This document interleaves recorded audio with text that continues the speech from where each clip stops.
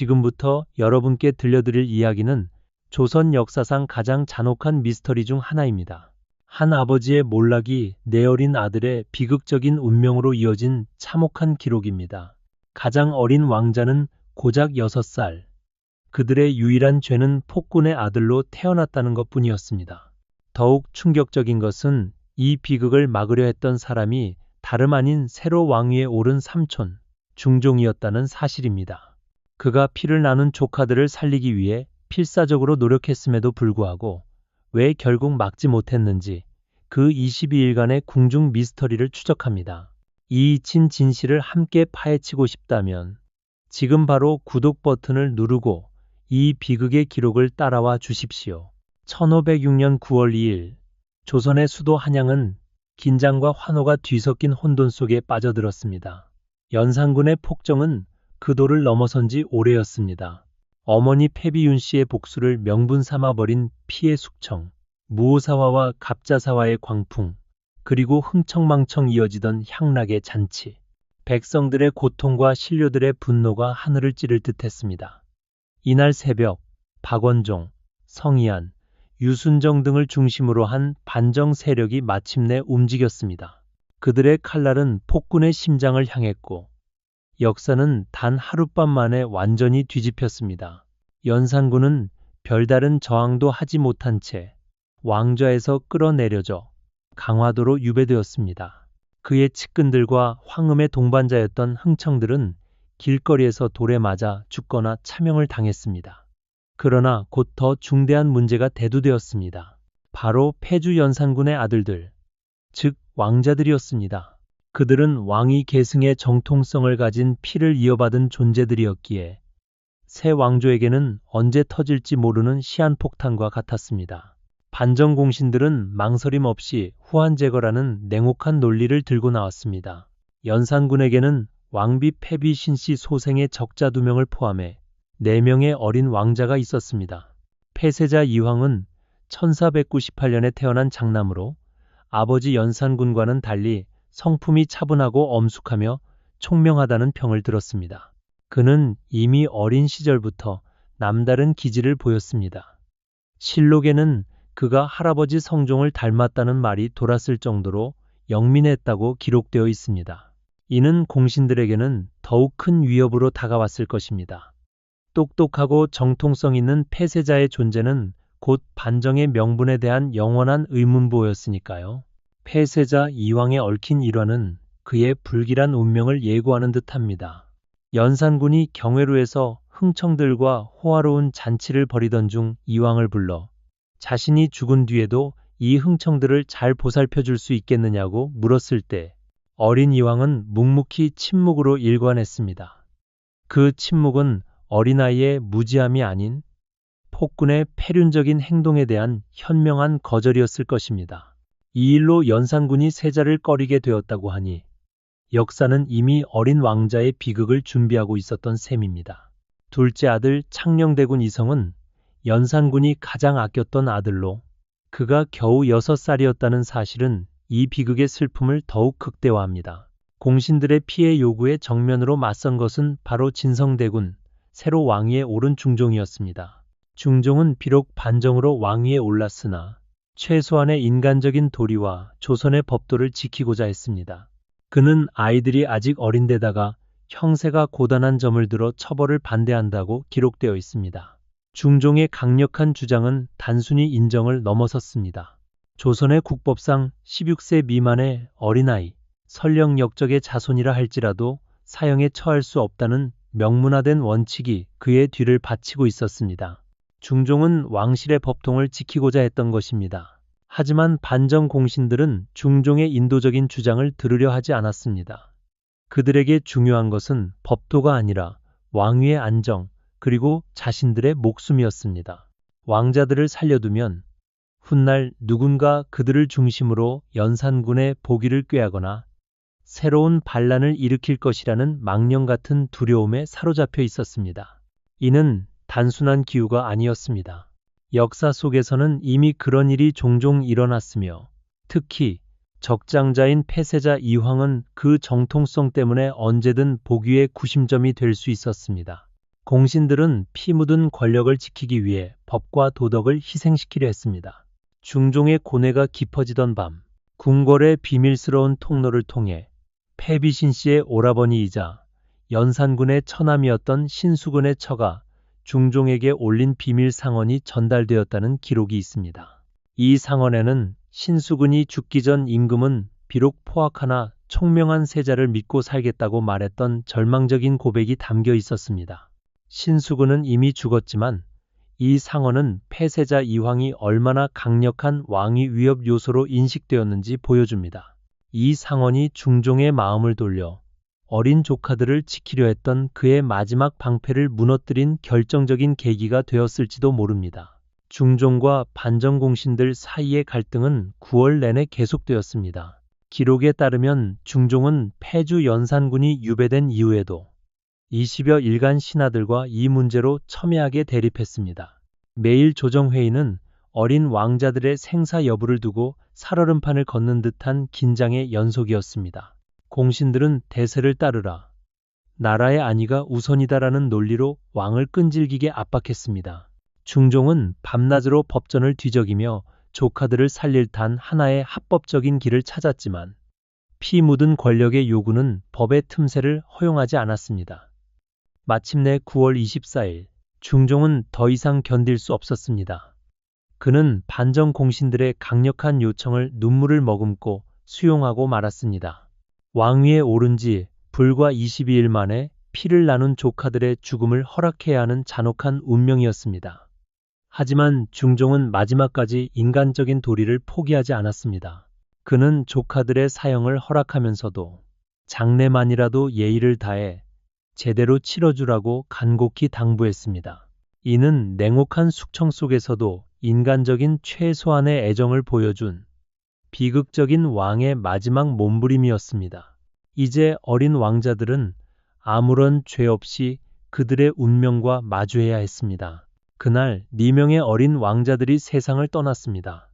폐세자 이왕 8세, 창녕대군 이성 6세, 양평군 이인 7세, 그리고 나이가 정확히 기록되지 않은 이돈수. 그들은 모두 사약을 받고 죽었습니다. 사약을 받았을 때 가장 어린 창녕대군 이성은 아마도 아버지 연산군이 자신을 데리러 와 줄 것이라는 희망을 품고 있었을지도 모릅니다. 연산군이 가장 아꼈던 이 아이는 자신이 무엇 때문에 죽어야 하는지 이해조차 하지 못한 채 차가운 독약에 쓰러졌습니다. 총명했던 폐세자 이황은 어쩌면 자신의 운명을 짐작했을 수도 있습니다. 불과 8살의 나이에 그는 아버지의 죄와 왕권 다툼의 희생양이 되어야 했습니다. 그들의 죽음은 조선 역사에 깊은 상처를 남겼습니다. 조선이라는 국가가 스스로 정한 법과 도덕을 무너뜨리면서까지 어린 생명을 살해했기 때문입니다. 이들은 단지 폭군 연산군의 아들로 태어났다는 선택할 수 없는 운명 외에는 아무런 죄가 없었습니다. 연산군은 아들들이 죽임을 당했다는 소식을 유배지에서 전해 들었습니다. 강화도에서 그는 절망과 고통 속에서 시름시름 앓았습니다. 폭군으로서의 냉혹함은 온데간데 없고 어린 자식들을 잃은 한 아버지의 비통함만이 남았습니다. 그는 자신의 몰락뿐 아니라 자식들의 죽음이 자신이 저지른 죄의 대가임을 깨닫고 화병으로 괴로워했을 것입니다. 반정이 일어난 지 2달 만인 11월 6일, 연산군은 31세의 나이로 유배지에서 쓸쓸하게 세상을 떠났습니다. 그의 마지막 순간까지도 어린 아들들에 대한 그리움이 그를 괴롭혔을 것입니다. 하지만 이 비극 속에서도 중종의 인간적인 노력은 주목할 만합니다. 그는 비록 조카들을 살리는 데는 실패했지만 그들의 죽음 이후 최소한의 예의를 지켰습니다. 그는 왕자들의 장례를 예법에 따라 정중하게 치르도록 지시했고 연산군의 딸들에 대해서는 각별한 보호를 제공했습니다. 특히 연산군의 장녀인 휘신공주가 패주의 딸이라는 이유로 시댁에서 내쫓겼을 때 중종은 직접 나서서 공주가 남편과 재결합할 수 있도록 도왔습니다. 이 일화는 중종이 정치적 냉혹함 속에서도 최소한의 가족애와 인도주의를 지키려 했음을 보여줍니다. 이 사건은 단순한 정치적 숙청을 넘어 조선 사회의 근본적인 모순을 적나라하게 드러냈습니다. 첫째는 법치주의의 후퇴였습니다. 조선은 유교적 법치국가를 표방했음에도 불구하고 정치적 필요라는 명분 아래 스스로 세운 법과 원칙을 무자비하게 짓밟았습니다. 이는 곧 정치체제가 가진 모순과 취약성을 드러낸 사건이었습니다. 둘째는 왕권과 신권의 갈등에서 왕권이 얼마나 취약했는지를 보여주었습니다. 중종은 왕이었음에도 불구하고 조카들을 살리려는 자신의 의지를 관철시키지 못하고 반정 공신들의 집단적인 압력에 굴복했습니다. 반정으로 왕위에 오른 중종은 공신들에게 크게 의존할 수밖에 없었고 그들의 요구를 거부할 힘이 없었던 것입니다. 이 사건은 훗날 조선 후기 세도 정치의 토대가 되는 왕권의 한계를 명확히 보여주었습니다. 셋째는 정치적 보복의 잔혹함입니다. 연산군의 폭정에 대한 분노와 복수심은 이해할 수 있지만 그 분노가 아무 죄 없는 어린 생명들에게까지 미친 것은 정치적 보복이 얼마나 맹목적이고 잔혹해질 수 있는지를 보여주었습니다. 분노가 정의를 넘어설 때 그것은 결국 또 다른 비극을 낳을 뿐임을 이 역사는 증명했습니다. 물론 다른 선택지는 분명히 존재했습니다. 조선 역사에는 영모에 연루된 왕족들을 멀리 섬으로 유배 보내거나 왕족 신분을 박탈하여 평민으로 강등시켜 살게 한 사례들이 있었습니다.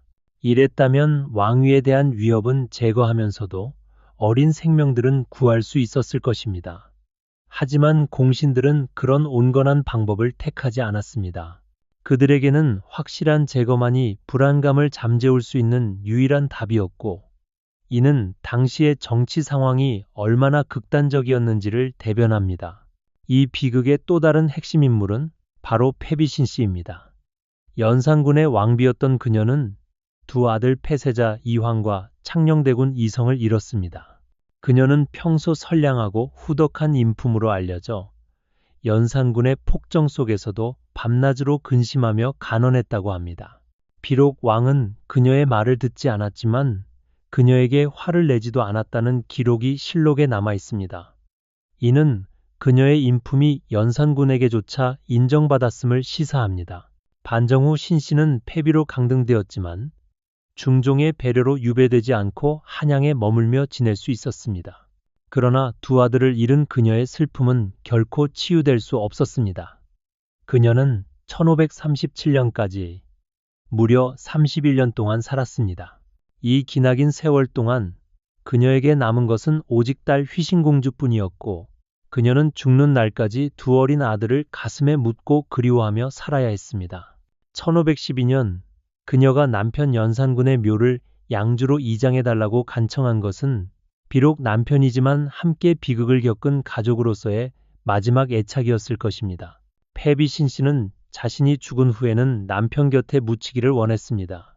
이는 정치적 격변이 한 가정을 완전히 파괴한 후 남은 자들이 택할 수밖에 없었던 슬프고도 절망적인 선택이었습니다.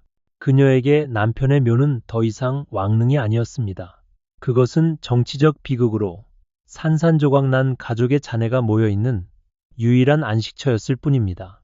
한때 왕실의 영광을 누렸던 가족은 이제 역사의 뒤안길에서 비참하게 해체되었습니다. 이 사건은 연산군 가족만의 비극이 아니었습니다. 중종 반정 과정에서 연산군의 측근들과 그 가족들, 후궁들과 그 가족들 모두가 비슷한 운명을 맞았습니다. 정치적 변동이 개인과 가족에게 얼마나 파괴적인 영향을 미칠 수 있는지 이 사건은 그 잔혹함을 적나라하게 보여주었습니다. 역사의 큰 물줄기가 바뀔 때 무고한 개인의 삶은 한낱 부서지는 모래알처럼 사라져버렸습니다. 이 이야기에서 가장 안타까운 지점은 어린 왕자들이 개인으로서의 선택권을 전혀 갖지 못했다는 점입니다. 그들은 자신이 누구의 아들로 태어날지 선택할 수 없었고 아버지가 어떤 왕이 될지도 막을 수 없었습니다. 그럼에도 불구하고 그들은 아버지의 죄까지 짊어져야 했습니다. 그들의 죽음은 오직 정치적 계산의 도구로 취급되었을 뿐 개인의 존엄성은 철저히 무시당했습니다. 특히 6살 창녕대군 이성의 비극은 깊은 슬픔을 자아냅니다. 그는 아직 세상이 무엇인지, 정치가 무엇인지, 왕권이 무엇인지 제대로 알 나이도 되지 않았습니다. 이성은 아버지 연산군이 가장 아꼈던 아들이었습니다. 특별히 승지를 배정해 돌보게 할 정도로 사랑을 받았던 아이가 단지 후한을 없앤다는 명분 때문에 사약을 받고 죽어야 했습니다. 아버지의 사랑이 도리어 죽음을 앞당긴 셈이었습니다. 8살의 폐세자 이황은 그나마 상황을 조금은 이해했을지도 모릅니다.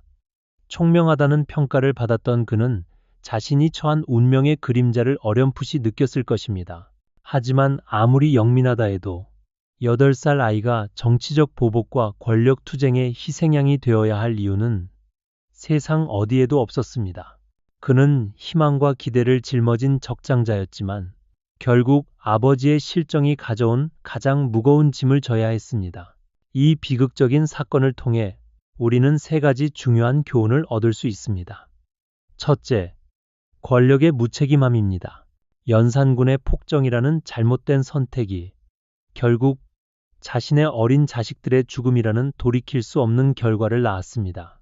권력을 가진 자는 그 선택이 가져올 파급 효과에 대해 신중하고 책임감 있게 행동해야 함을 보여줍니다. 둘째, 정치적 보복의 한계입니다.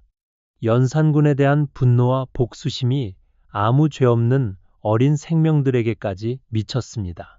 아무리 정당한 분노라 할지라도 그것이 무고한 이들에게까지 향한다면 그것은 더 이상 정의가 아니며 또 다른 비극의 씨앗이 될 뿐임을 역사는 경고하고 있습니다.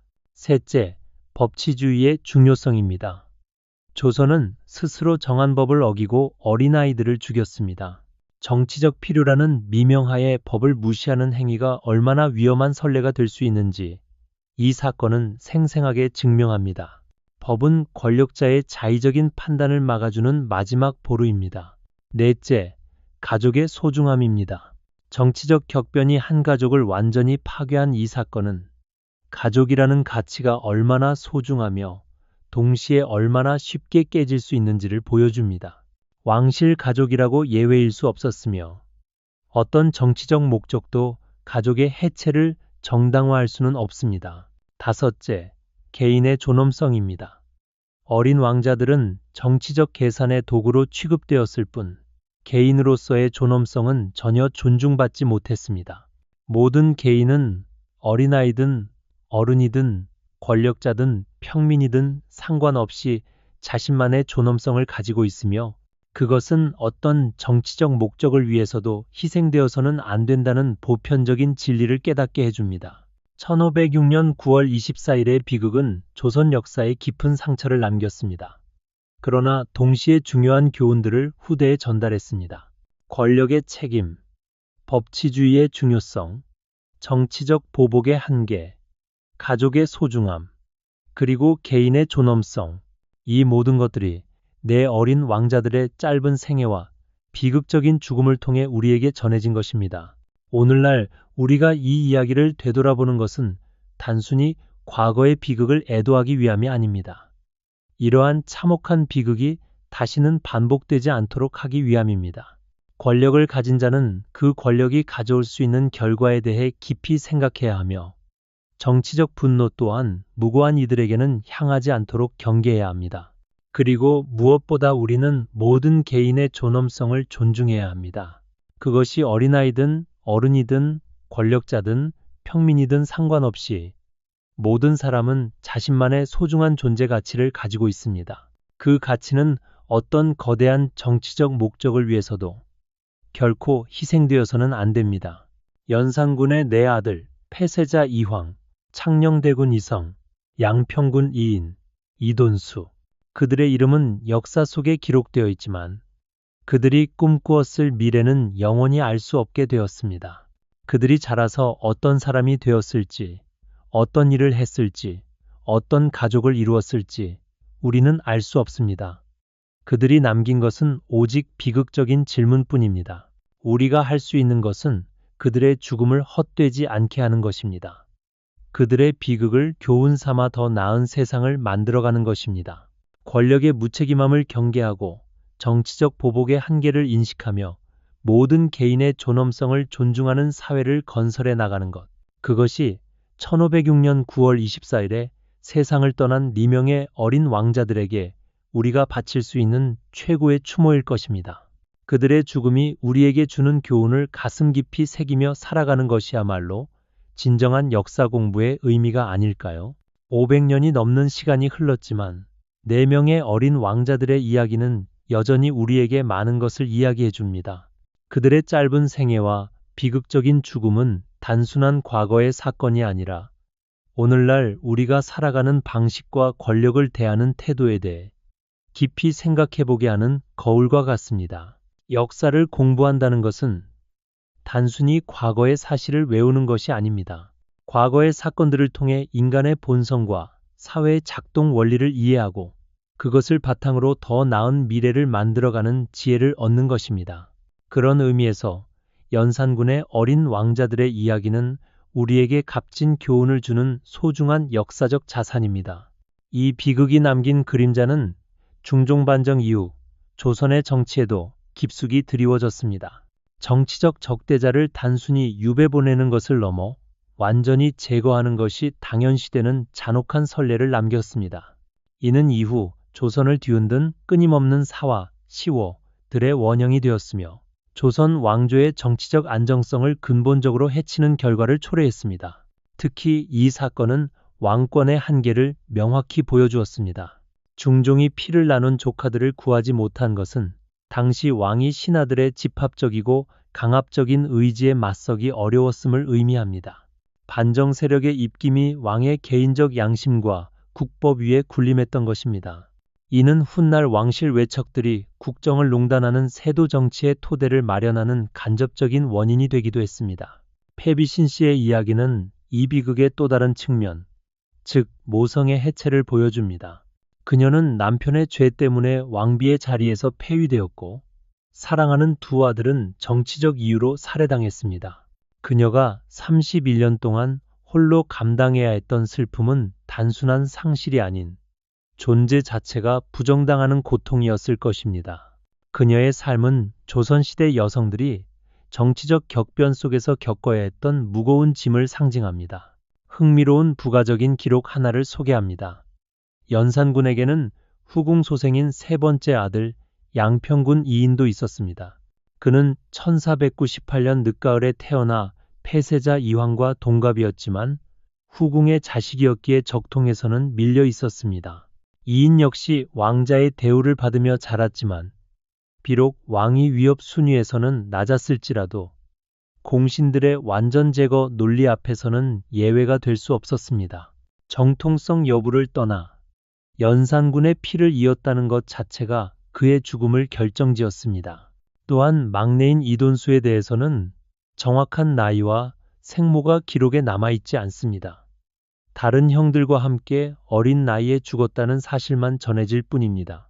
역사의 이름과 생모조차 제대로 기록되지 못한 채 그저 연산군의 아들이라는 꼬리표만 달고 사라진 이돈수의 존재는 이 비극이 얼마나 무참하고 무의미했는지를 가장 극명하게 보여줍니다. 그는 역사 속에서 이름마저 지워진 가장 슬픈 희생자였습니다. 이 비극적인 결정을 내린 중종의 내면은 어땠을까요? 중종은 훗날에도 연산군의 딸들을 보호하고 패비신 씨에게 예우를 갖추게 했지만 어린 조카들을 죽음으로 몰아넣은 죄책감에서 평생 벗어나지 못했을 것입니다. 그는 왕위에 올랐지만 그 왕위는 네 조카의 피 위에 세워진 것이었습니다. 그의 치세 내내 그는 공신들의 눈치를 봐야 했고 이 사건은 그에게 영원한 트라우마로 남았을 것입니다. 훗날 중종은 자신의 아들들에게 이 사건에 대해 함구할 것을 엄격히 명령했다고 전해집니다. 이는 자신의 권력 정당성에 대한 끊임없는 불안감과 동시에 자식들에게만큼은 이 잔혹한 역사를 물려주고 싶지 않았던 아버지로서의 고뇌가 뒤섞인 행동이었을 것입니다. 중종의 통치 기간 동안 벌어진 여러 차례의 사화는 그가 얼마나 왕권 강화를 위해 노력했는지 보여주지만 결국 그 시작은 조카들의 비극적인 죽음이라는 씻을 수 없는 상처에서 비롯된 것이었습니다. 이 사건은 정치의 본질에 대한 깊은 성찰을 요구합니다. 정치는 때로 냉혹한 현실 논리를 따를 수밖에 없지만 그 냉혹함이 인간성을 완전히 훼손할 때 그 정치는 스스로의 존재 이유를 잃게 됩니다. 조선 왕조는 법과 도덕을 내세웠지만 이 순간만큼은 오직 생존을 위한 공포와 권력 투쟁만이 지배했습니다. 내 왕자의 죽음은 그저 왕실 내부의 사건으로 끝난 것이 아닙니다. 이 소식은 백성들 사이에도 퍼져나갔을 것이고, 비록 폭군 연산군에게 등을 돌렸던 백성이라 할지라도 어린 생명들이 무참히 희생되었다는 사실에 깊은 충격을 받았을 것입니다. 이는 왕실의 권위에 대한 존경심보다는 권력의 잔혹함에 대한 뿌리 깊은 공포심을 심어주었을 것입니다. 혹자는 이 사건이 조선 왕조가 자신들의 정통성을 방어하기 위해 치른 불가피한 대가였다고 해석할 수도 있습니다. 하지만 역사는 불가피라는 단어 뒤에 숨겨진 무수한 개인의 고통을 잊어서는 안 됩니다. 내 어린 왕자들의 죽음은 정치적 계산의 희생양이 된 모든 무고한 존재들을 상징합니다. 만약 폐세자 이왕이 살아남아 왕이 되었다면 조선의 역사는 어떻게 달라졌을까요? 그의 총명함과 차분한 성품은 폭군의 아들이라는 꼬리표를 떼고 조선의 명군으로 성장했을 수도 있습니다. 어쩌면 그는 중종의 뒤를 이어 성군이 되어 조선의 혼란을 수습했을지도 모릅니다. 하지만 공신들의 두려움은 그 만약의 가능성조차 허용하지 않았습니다. 가능성은 피해 숙청으로 인해 영원히 봉인되었습니다. 이 비극은 우리에게 권력과 인간성의 관계를 되묻게 합니다. 권력은 인간의 삶을 보호하고 풍요롭게 하기 위해 존재해야 하지만 권력을 유지하기 위한 투쟁 속에서 인간성이 가장 먼저 희생되는 아이러니를 이 사건은 보여줍니다. 연산군의 아들들은 권력의 희생양이었지만 중종 역시 자신의 인간성을 희생하며 왕위에 머물러야 했던 또 다른 의미의 희생자였습니다. 폐세자 이왕이 연산군에게 내가 죽은 뒤에도 이들을 잘 돌보겠느냐? 는 질문에 침묵했던 순간은 어린 왕자가 이미 아버지의 몰락을 예견하고 있었음을 시사합니다. 그 침묵은 단순한 거절이 아니라 폭정의 결과에 대한 8살 왕자의 무거운 경고였을 것입니다. 그 경고는 결국 현실이 되었고 그 대가는 왕자 자신의 목숨이었습니다. 사약을 받는 순간 어린 왕자들이 느꼈을 공포와 혼란은 어떤 말로도 표현할 수 없을 것입니다. 그들은 평생을 궁궐이라는 특수한 공간에서 자랐습니다.